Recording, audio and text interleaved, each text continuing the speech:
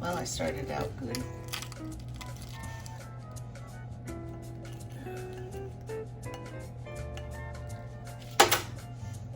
Let's try it again.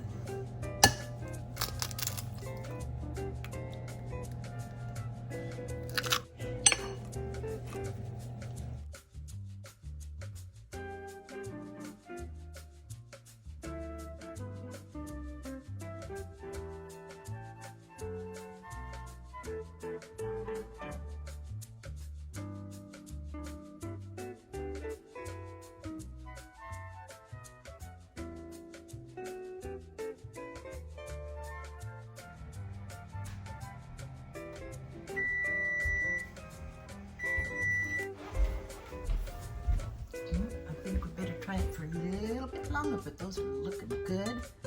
Staying up high. Look at that.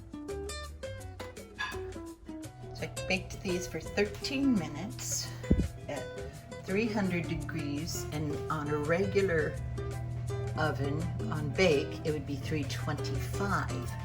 I mean, all of them turned out that way. Just really, really nice.